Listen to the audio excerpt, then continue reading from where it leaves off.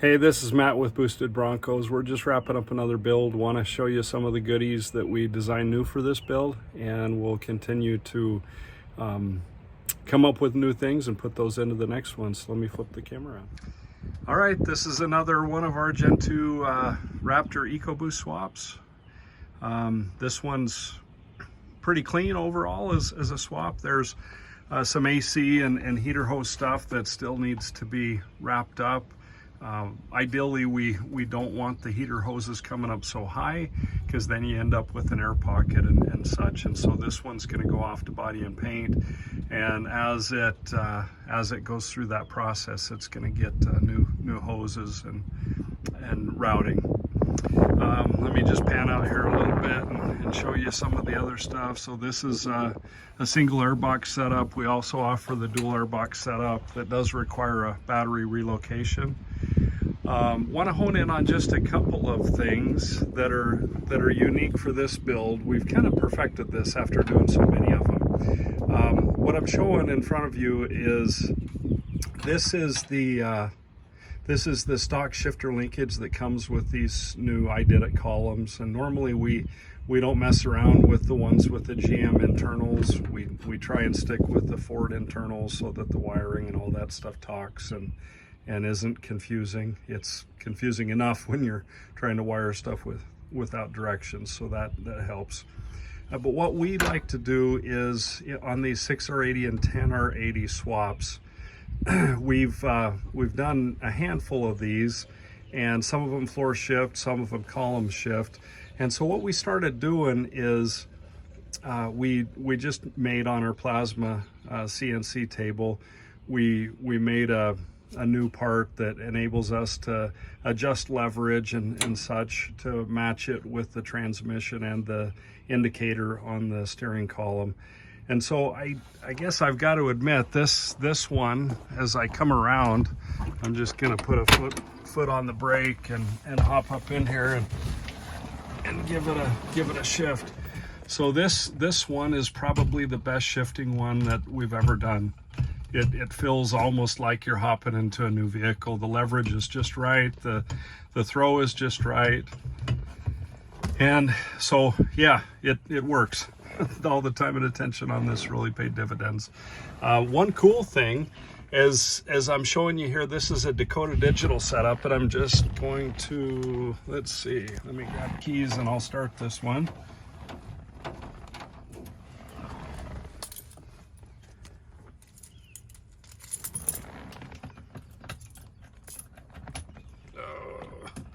Fumbling with the keys here a moment.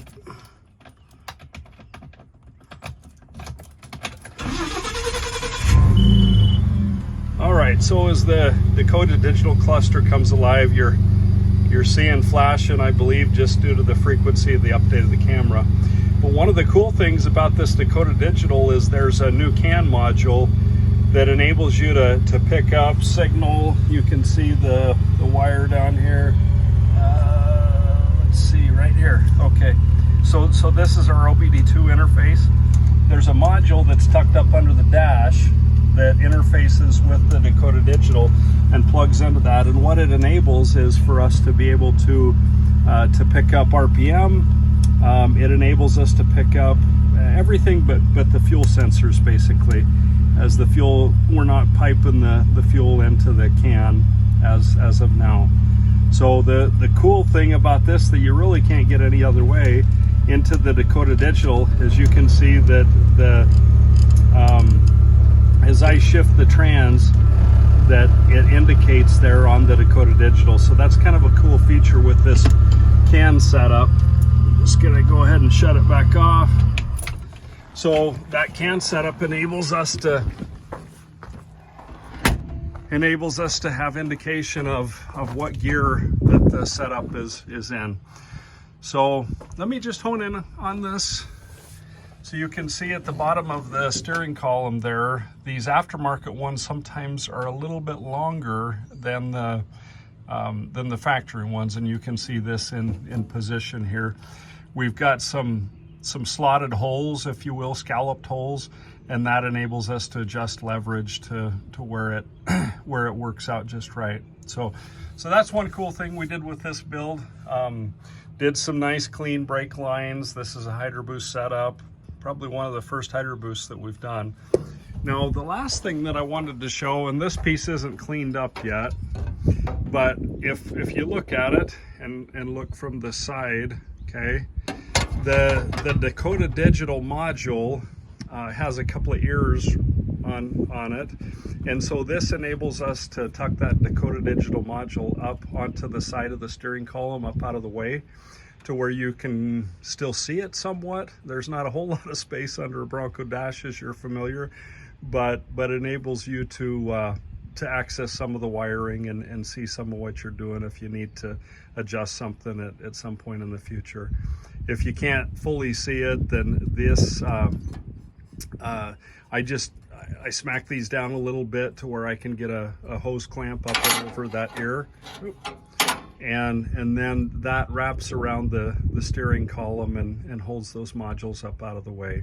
So there's enough room with this for the base module, that add-on OBD2 interface, and then the Dakota Digital also comes with a little vibration mechanism that pipes out some sound for different things, and so this just enables us to put those on. So yeah, a lot of cool things with this. We started out thinking this was just going to be a powertrain swap, and it ended up being almost a full resto, everything but the body and paint. So the chassis got stripped, it got a new rear axle gearing, 31 spline rear axles, new brake lines, new shock absorbers. You can see in the front here, this has the this, I forget if it's Hellwig or who provides this sway bar, but this came with it, and it fits nicely. Our kit requires, for this Ecoboost swap, much like the Coyote, just as a reminder, it requires that you run about a 2.5 inch body lift, and some aftermarket frames have that built into it, but with this stock one, we had to employ the body lift pucks. And then we've got new Bilsteins all the way around for this one as well. So yeah, overall really nice build. I've put about 50 to 100 miles on it, just in that debug phase to make sure when it gets to the customer that it drives real nice. So he's going to drive it the summer, and then when winter rolls around, it's going off to body and paint, and should be a real nice outfit. I believe that this one's going to get plate style bumpers for the front and for the rear to hide the body lift gaps and make it look real nice. So overall, real solid unit, one that we're definitely proud of. We don't normally take them all the way through to complete restoration. We focus mainly on the powertrain swaps and stuff, but this one gave us the opportunity to do a little bit more. So overall, fun build. So yeah, haven't put a video out in a little bit, just had to take this one you know, one bite at a time, and it all came together nicely. So once again, if you're in the market and want to look at something different than the traditional small block Ford or the Coyote swap, this 3.5 Ecoboost is really a nice swap. Great power band. The torque coming off the bottom is just so drivable with these. It's a lot of fun. As always, if you need parts, reach out at boostedbroncogarage@gmail.com, and I'll be glad to provide a number, and we can chat over the phone if you need some advice or input or help. So that's all I've got for today. Signing off, Matt with Boosted Bronco Garage.